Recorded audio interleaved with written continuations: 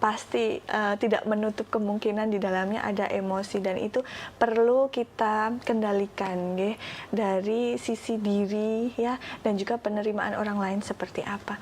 Nah, kita perlu tahu dulu, yang kita pahami dan sadari bahwa orang tua yang dikaruniai anak berkebutuhan khusus itu bukan suatu kekurangan, bukan suatu aib ya, tetapi adalah suatu anugerah. Karena hanya orang tua tertentu yang Allah pilih gitu untuk diamanahi anak dengan keistimewaan ini. Berarti Allah tahu orang tua itu mampu. Nah, itu dulu yang perlu disadari, bahwa anak merupakan anugerah dan kamu adalah orang-orang tua yang terpilih untuk diamanahi anak tersebut. Itu dulu Mbak Melia. Selanjutnya adalah ketika kita sudah bisa menerima, kita akan lebih tenang. Nah, apalagi ketenangan seorang ibu itu akan terpancar di lingkungan rumah. Ketika ibu tenang, ibu bahagia, itu kuncinya untuk dipancarkan ke lingkungan. Anak akan lebih bahagia dan tenang, suami juga ikut tenang. Maka itu kerjasama yang baik untuk menangani anak-anak dengan kebutuhan khusus. Lingkungan keluarga diutamakan, maka kesadaran itu, penerimaan itu harus diterapkan di dalam diri orang tua. Kemudian yang kedua adalah menenangkan diri seorang ibu. Bukan kita egois ya, enggak. Seorang ibu enggak egois, tetapi perlu self-care ya, perlu memperhatikan diri juga untuk ketenangan dirinya demi ketenangan lingkungan. Yang ketiga, kalau memang butuh bantuan, jangan malu-malu untuk ke profesional.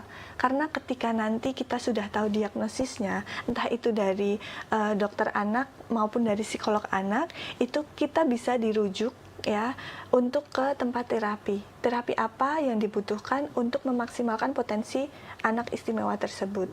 Banyak sekali, kebetulan Mbak Melia, saya ada di klinik tumbuh kembang, sehingga di sana berbagai macam anak yang istimewa itu memang ada, dan orang tuanya sungguh luar biasa kuatnya.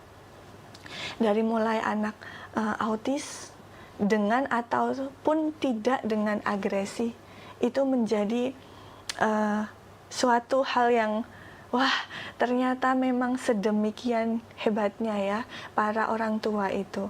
Di sana orang tua juga berkumpul membicarakan atau sharing gitu ya tentang perkembangan anak gimana. Nah, itu juga ternyata menjadi kontrol emosi tersendiri bagi orang tua. Ada pendukungnya ternyata ya, ada teman-teman yang sefrekuensi gitu. Nah, itu menjadi tempat bahwa ternyata aku nggak sendiri, sehingga emosi ini lebih stabil lagi.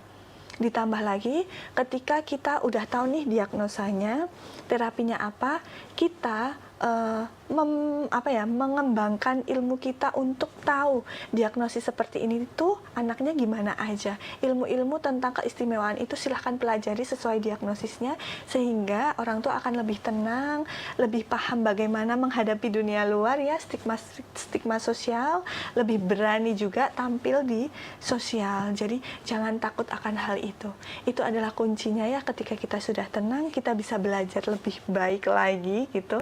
Bagaimana kita cara bersikap dan bagaimana cara kita menyaring apa sih yang harusnya kita dengar dan tidak gitu. Karena kadang yang kita dengar itu tidak bisa kita kontrol ya.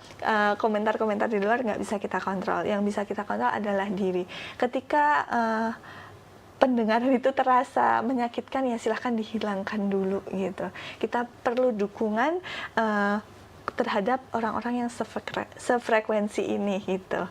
Nah, itu menjadi salah satu faktor untuk kita tetap tenang, stabil dalam menghadapi anak-anak dengan berkebutuhan khusus gitu Mbak Melia.